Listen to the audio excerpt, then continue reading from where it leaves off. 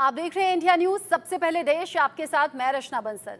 देश भर में इस वक्त तिरुपति बालाजी मंदिर के प्रसाद को लेकर बवाल बढ़ा हुआ है। प्रसाद में घी की मिलावट को लेकर लोगों का गुस्सा बहुत ज्यादा है। आम लोगों का, भक्तों का गुस्सा तो है ही, लेकिन संत समाज इस वक्त सबसे ज्यादा नाराज है।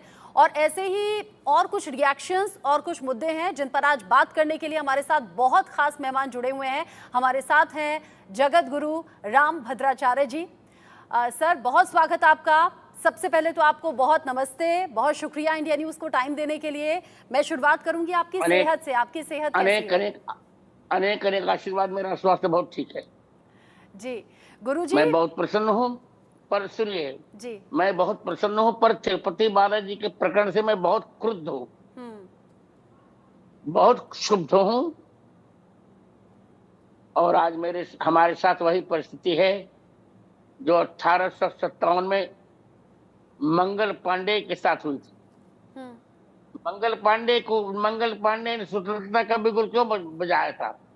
इसलिए कि उनको कारतूस मुख से छूनी पड़ती थी, उसमें गाय की चर्बी लगी थी।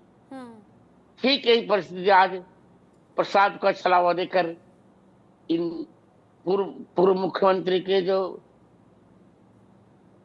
चहेते गुंडे थे, ईसाई और भिन्न भिन्न मिशनरी लोग, उन लोगों ने मछली का तेल, गाय माता की चर्बी मिला करके तिरुपति बालाजी का प्रसाद बटवाया। गुरुजी, उसमें सुअर की चर्बी भी है, लैब रिपोर्ट में साफ हुआ है। सारे इसे मैं तो कह रहा हूँ कि हम लोग अब घोर दंड देंगे। अच्छा, मुझे ये बताइए, क्योंकि देश के अलग अलग हिस्सों से भक्त वहां पर जाते हैं, इनफैक्ट दुनिया से वहां पर भक्त जाते हैं बड़ी श्रद्धा और आस्था के साथ। अब जब इस खबर का खुलासा हुआ है, लोग अपनी भावनाओं को बड़ा ठेस पाता हुआ देख रहे हैं। क्या करना चाहिए? आपने शुरुआत में ही 1857 का जिक्र कर दिया, मंगल पांडे का जिक्र कर दिया। बड़ी क्रांति करनी पड़ी थी मंगल पांडे को। रचना जी, मैंने अपनी बात कह डाली जी। अब जो मंगल पांडे ने किए थे वही हमें करना था। क्या करेंगे आप? कैसे करेंगे? हम क्रांति करेंगे, और क्रांति, वैचारिक क्रांति और सामाजिक क्रांति दोनों करेंगे। जब ये खबर सामने आई थी, कुछ संत जुड़े थे मेरे साथ में, कह रहे थे कि अब कूच करना होगा, वहीं पहुंचना होगा और वहीं जाकर डेरा डालेंगे, जब तक कार्रवाई हो नहीं जाती लौटेंगे नहीं। तो आप तो जगत गुरु हैं, आपको नेतृत्व करना पड़ेगा। डेरा डालने से नहीं होगा। अब हम ऐसा कुछ करने जा रहे हैं कि कभी ये नाम नहीं लेंगे। क्या इंडिया न्यूज पर खुलासा करना चाहेंगे आप? क्या सोच रहे हैं? हाँ, मैं सोच रहा हूँ हम लोग क्रांति करेंगे। पहले तो सरकार से हम ये कहेंगे कि जब मस्जिदों का अधिग्रहण नहीं होता, गिरजाघरों का अधिग्रहण नहीं होता, तो हिंदू मंदिरों का अधिग्रहण क्यों? हम सरकार से अधिग्रहण ही रुकवाने के पक्ष में। हमारे मंदिरों को अधिग्रहण किया जाए। क्यों सरकार हमारी पूजा पद्धति में हस्तक्षेप करती है? हाँ। यानी आप ये चाहते हैं कि सरकार के अंडर ना रहकर संत समाज को इसकी पूरी जिम्मेदारी दे दी जाए? जी, मैं यही चाहता हूँ कि अधिग्रहण समाप्त किया जाए। हम कोर्ट भी जाएंगे, क्रांति भी करेंगे, समाज में भी क्रांति करेंगे, सब कुछ करने को तैयार है। अब हम तैयार हो चुके हैं। आपने एक बहुत बड़ी बात कही, आपने कहा मस्जिदों में ऐसा नहीं होता, गिरजाघरों में ऐसा नहीं होता, मंदिरों में ही ऐसा क्यों?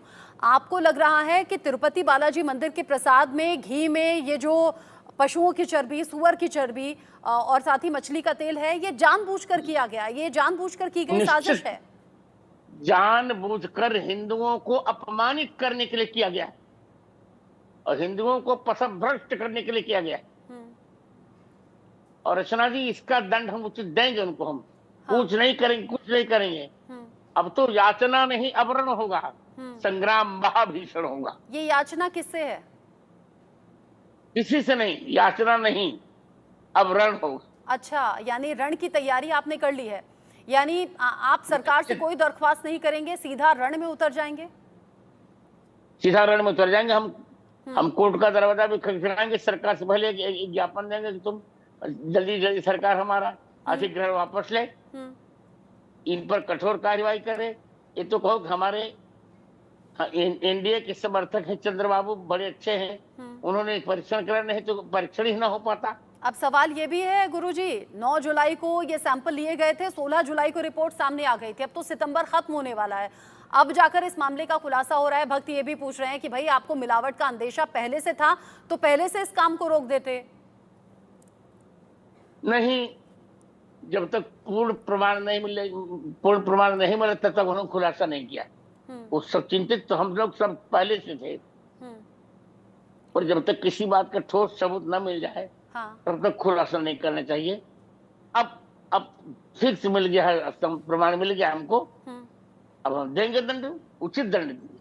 अच्छा, तिरुपति बालाजी मंदिर तक ही सीमित ये प्रसाद नहीं रहा गुरुजी, राम लला की प्राण प्रतिष्ठा में 1 लाख लड्डू यहाँ से पहुंचे थे, न जाने दुनिया में, देश में कोने कोने तक वो प्रसाद पहुंचा। अब चाहे अनचाहे, गलती से ही सही, जिसने वो प्रसाद ग्रहण कर लिया वो पूछ रहा है कि भाई क्या हमारा धन भ्रष्ट हो गया, हम करें तो करें क्या। शुद्ध शाकाहारी लोग होते हैं, प्याज लहसुन तक नहीं खाते, लेकिन वो प्रसाद खा लिया। उत्तर दे रहा हूं, वहां पतंजलि ने कहा तस्य अज्ञानम शरणम, हमारा धर्म तो भ्रष्ट नहीं हुआ, पर इनको दंड देना पड़े, क्योंकि हमने तो अज्ञान में प्रसाद लिया था। हाँ। यदि मीरा जी ने प्रसाद की वजह से विष पी लिया तो उनकी रक्षा हुई। हमारे धर्म की रक्षा भगवान करेंगे, क्योंकि हमने उसको प्रसाद मान कर लिया था।